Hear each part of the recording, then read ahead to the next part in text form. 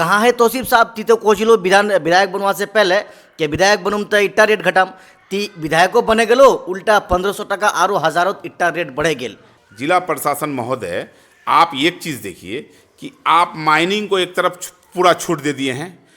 कोई गरीब आदमी कहीं मिट्टी काटता है उसका जाके ट्रैक्टर सीज कर लेते हैं, और भट्टा वाला धड़ल्ले से आपका क्या कहते हैं मिट्टी काटता है, जो खेतीहार ज़मीन है, जो किसान का ज़मीन है। आज हालात ये हो गया है किशनगंज जिला में, मेरा नस्ल भी खराब होता है, मेरा फसल भी खराब होता है। चूँकि आप उस सकूर वाला मामला में, फौजी कैंप वाला मामला में सबसे ज़्यादा आप बोल रहे हैं, तो हम ये जानना चाहेंगे सिर्फ बोल ही रहे हैं या इसको लिखित तौर पर किसी बड़े नेता से, किसी मंत्री से जाकर मिले भी हैं कि वहाँ पर कैंप नहीं, थोड़ा सा दूर में जाकर कैंप बनना है? माइनिंग जो है, माइनिंग चोरी करता है। माइनिंग का मिली भगत से आज बहादुरगंज में ईटा 12,000 रुपया बिकता है, और बाल मजदूर, सबसे बड़ा बात है कि बाल मजदूर से काम किया जा रहा है। पूरे बहादुरगंज नहीं बल्कि पूरे किशनगंज जिला में जितना भट्टा में आप देखेंगे बाल मजदूरों से काम किया जा रहा है। तौसीफ भाई, आपके और हमारे कहने से थोड़ी ये फैसला होगा, नहीं, तो केंद्र का मामला है। नहीं, देखिए, केंद्र है तो केंद्र हमसे है। तौसीफ भाई, पॉइंट पे आते हैं। चुनाव से पहले आपने जिन वादों को लोगों के सामने, आपने जिन बातों का वादा किया था, खास करके ईटा का रेट को लेकर के, ईटा का रेट का क्या हुआ? चूंकि विधायक बनने के बाद आपका दूसरा सेशन 2 तारीख से शुरू होने वाला है, क्या आप ईटा का रेट को लेकर के विधानसभा में क्वेश्चन करेंगे? देखिए, मैं अभी भी कह रहा हूं कि जो इंदिरा आवास सरकार देता है हमारा जनता को, गरीब जनता को, उसमें रेट है 5715 रुपया। सरकार दे तो 5715 रुपया, और सरकार के अधीन जो भट्टा वाला का लड़ाई है, मेरा, हमने लड़ाई छेड़ा है और लड़ाई को मैं अंतिम तक रूप दूंगा इंशाल्लाह। मेरा एक ही लड़ाई है कि और जगह जो ईटा का रेट है वहाँ के तरह आप ईटा का रेट दीजिए। जैसे कि साबोडांगी में 7,000 रुपया बिकता है, आप चले जाइए पूर्णिया, बेगूसराय, पटना, दिल्ली, कहीं भी जाइए 7,000 8,000 में बिकता है, लेकिन मेरा बहादुरगंज में 12,000 ईटा बिकता है। क्यों?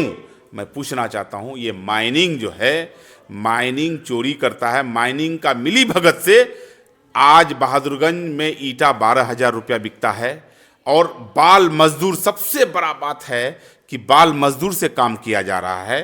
पूरे बहादुरगंज नहीं बल्कि पूरे किशनगंज जिला में जितना भट्टा में आप देखेंगे बाल मजदूरों से काम किया जा रहा है।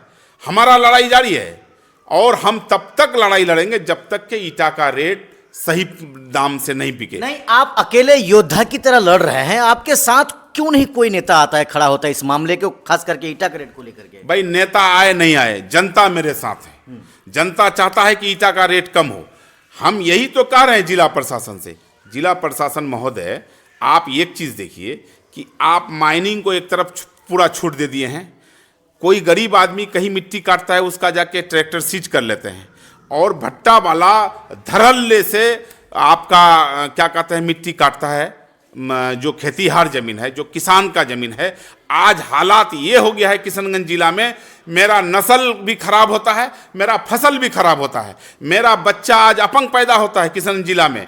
आज क्षेत्र में देखेंगे एक भी कटहल, एक भी आम, एक भी पौधा ठीक से नहीं होता है। मेरा कहने का मतलब है कि जिला प्रशासन साहब, हमको आप क्यों नहीं रक्षा दे रहे हैं?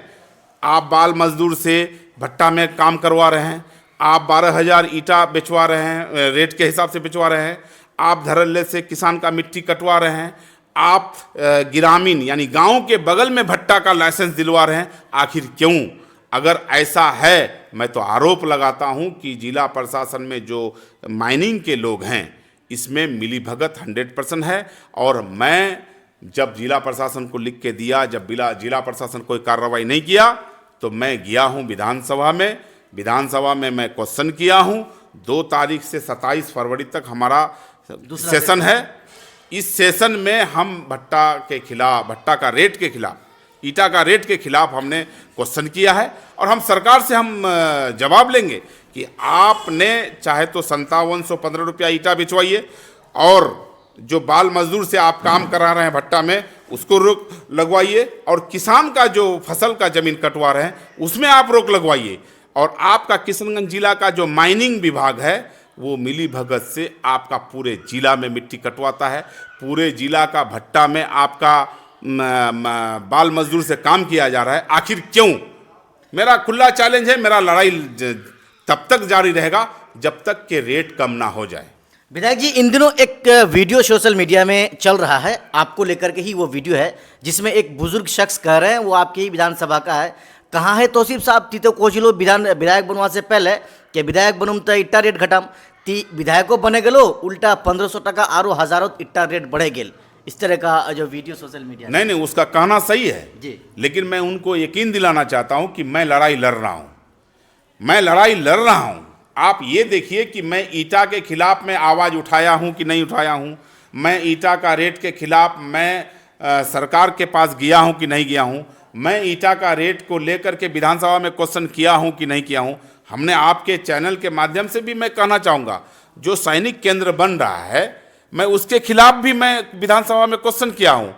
उस दिन यहाँ किशनगंज में धरना था, मैं अपने नौजवान साथी से कहना चाहता हूँ कि मैं यहाँ नहीं था, लेकिन मेरा MIM के लोग थे, विधायक थे, मेरा जो सदर बिहार के हैं वो थे, हमको पटना रहना जरूरी था, क्योंकि विधानसभा में क्वेश्चन करने के लिए 15 दिन पहले आपको क्वेश्चन करना पड़ता है।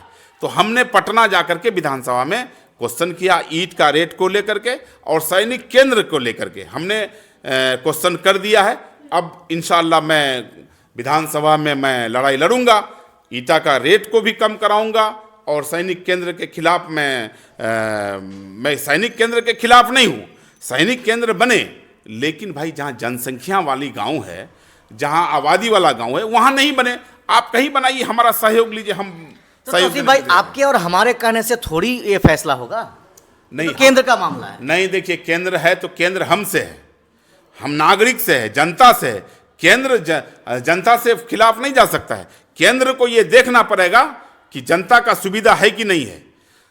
केंद्र अगर सैनिक केंद्र बनाता है तो मेरा सुरक्षा के लिए बनाता है, तो मेरा सुरक्षा, हम जिंदा रहेंगे तभी ना मेरा सुरक्षा है भाई।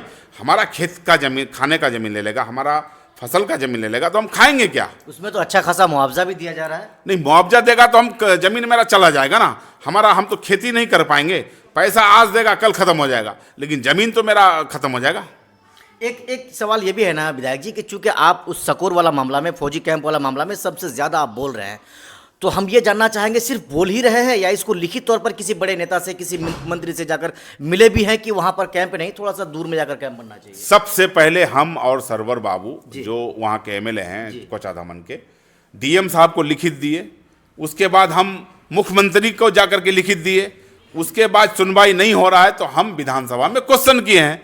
अब विधानसभा में क्वेश्चन लड़ाई लड़ेंगे, सब MLA मिल के लड़ेंगे, जब MIM के 5 MLA हम लोग मिल के लड़ेंगे कि सैनिक केंद्र वहाँ नहीं बने, क्योंकि वो जनसंख्या वाला क्षेत्र है, आबादी वाला क्षेत्र है। सैनिक केंद्र बने, दूसरी जगह बने। और रहा सवाल ईटा का, जो आप सवाल किए, ईटा का लड़ाई जब तक रेट कम नहीं करेगा मेरा लड़ाई जारी है। मैं इतना ही कहूँगा कि जो नेता ईटा का रेट को लेकर के बयानबाजी करता है खिलाफ में, तो मैं जनता को कहूँगा कि आप लोग जवाब दीजिए कि ये नेता लोग जो बोलता है, ये लोग चंदा लेता है भट्टा से।